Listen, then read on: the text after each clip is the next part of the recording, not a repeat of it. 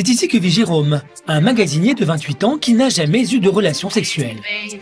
Si je suis encore puceau à 28 ans, c'est que je suis mort. Saviez-vous qu'en 2019, environ 700 000 personnes se sont suicidées à travers le monde? Mais le plus alarmant, c'est que les 3/4 d'entre elles étaient des hommes. Ça fait presque un homme chaque minute qui met fin à sa vie. Des chiffres choquants, n'est-ce pas? Selon une étude récente, plus de 40% des hommes se sentent isolés régulièrement. Un chiffre qui a doublé en une décennie. Cela montre l'ampleur de la crise que nous traversons. Ce phénomène n'est pas nouveau, mais il s'est intensifié avec la pandémie de L'isolement et la distanciation sociale ont exacerbé une crise de solitude déjà bien présente, touchant surtout les jeunes hommes. Imaginez, un homme sur 5 n'a pas d'amis proches. C'est une réalité troublante. Et les conséquences, elles sont graves. La solitude, c'est comme fumer 15 cigarettes par jour pour notre mental. Aujourd'hui, on va plonger dans ce sujet, comprendre les causes, les effets et chercher des solutions. Alors restez avec nous, c'est un sujet qui nous concerne tous, directement ou indirectement. Ensemble, explorons cette pandémie de solitude et trouvons une manière d'y faire face. On sait tous que la pandémie a changé notre vie. Mais aujourd'hui, parlons de son impact sur la solitude. Pendant le confinement, cette solitude s'est intensifiée, surtout chez les jeunes hommes.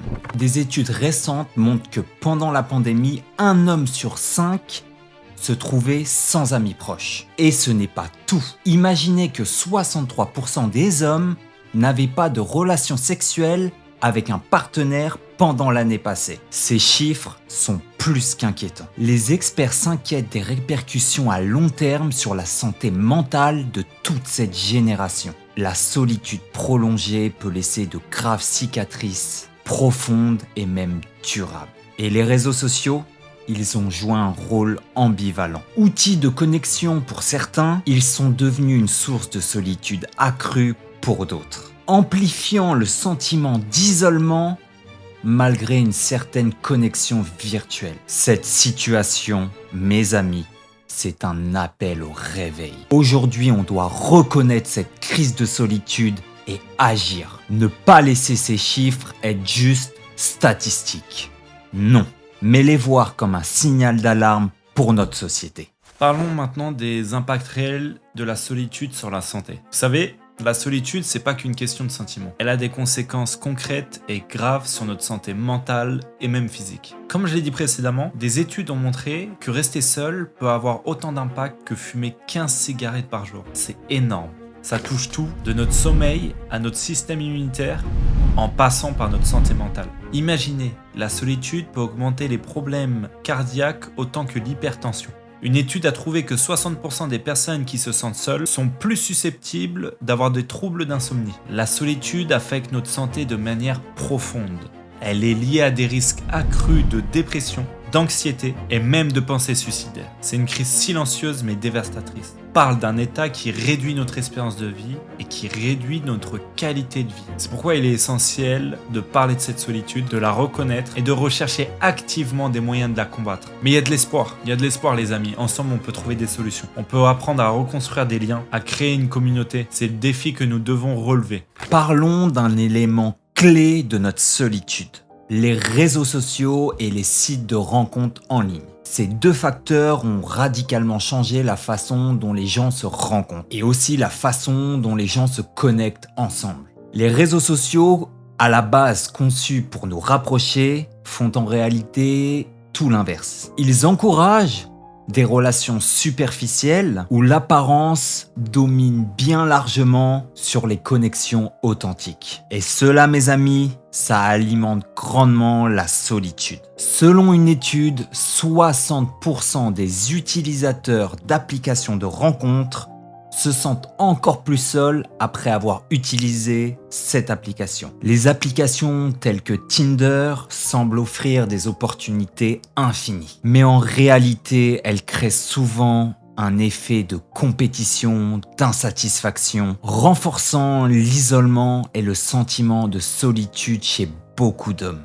Ces plateformes, avec leurs algorithmes, leurs likes, leurs matchs, elles jouent sur notre besoin de validation, tout en minant notre confiance en nous et notre réelle capacité à créer des liens solides et réels. La quête constante de validation sur les réseaux sociaux, mesurée en likes, en commentaires, en partages, crée une dépendance réelle et nocive. Conséquence, une génération qui se sent plus seule que jamais, malgré une connectivité sans précédent. C'est un paradoxe de notre époque, je pense qu'il est temps de le reconnaître. Alors comment vivre dans ce monde ultra connecté tout en continuant à garder des relations réelles et solides? Un autre aspect crucial de cette pandémie, de la solitude, c'est le manque de soutien et de but concret dans la vie des hommes. Dans notre société actuelle, on constate un manque flagrant de structure, de soutien pour les hommes. Des espaces où ils peuvent partager, se soutenir, grandir ensemble. C'est un problème qu'on ne peut plus ignorer. C'est d'ailleurs aussi pour ça qu'on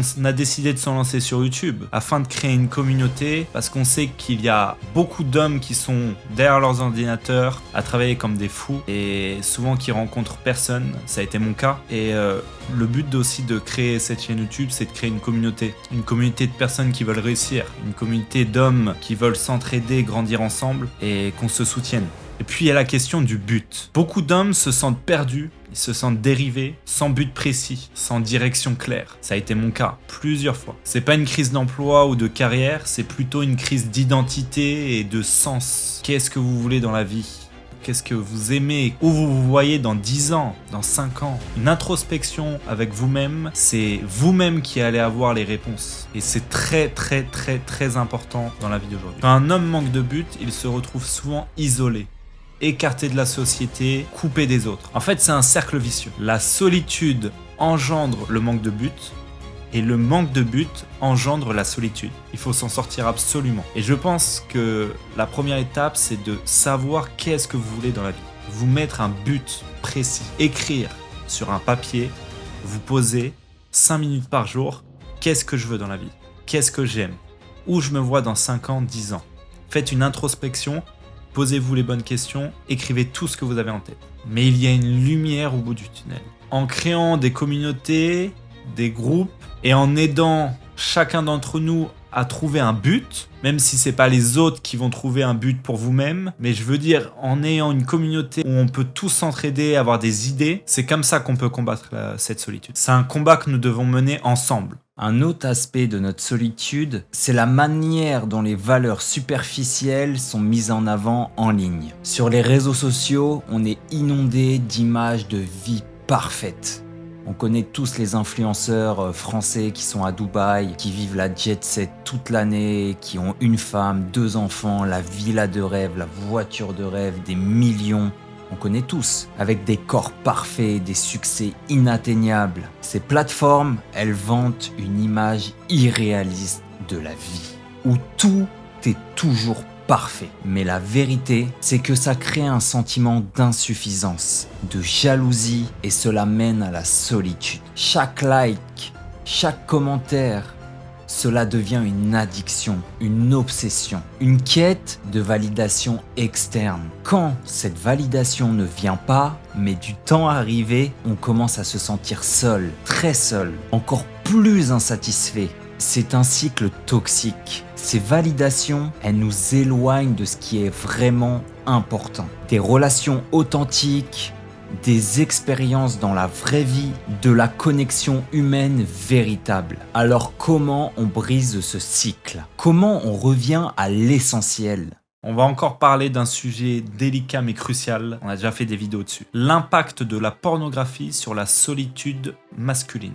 La pornographie, qui est facilement accessible et omniprésente, a un effet profond sur la perception des relations et de l'intimité. Elle crée des attentes surréalistes et souvent malsaines. C'est pas qu'une question de libido, c'est une question de comment elle affecte notre capacité à créer de réelles connexions. La pornographie peut mener à l'isolement, à la désensibilisation et à l'incapacité à s'engager dans des relations authentiques. Et c'est pas tout. La pornographie peut également mener à la dépression, à des problèmes de santé mentale et renforce cruellement la solitude. C'est un sujet tabou, mais il est essentiel d'en parler. En comprenant les dangers de la pornographie et en cherchant des relations plus saines et réelles, on peut commencer à lutter contre la solitude. Nous devons être conscients de l'impact l'impact de nos choix et chercher des moyens plus sains à gérer nos besoins et désirs. C'est déjà enlever la pornographie de votre vie ou la diminuer petit à petit est déjà un premier pas vers la réduction de cette solitude qui pèse sur tant d'hommes. Maintenant, un sujet plus complexe, mais essentiel. Les attentes sociétales et les rôles de genre. Comment influencent-ils la solitude masculine? La société a toujours eu des attentes précises envers les hommes. Soyez forts, soyez stoïques, soyez le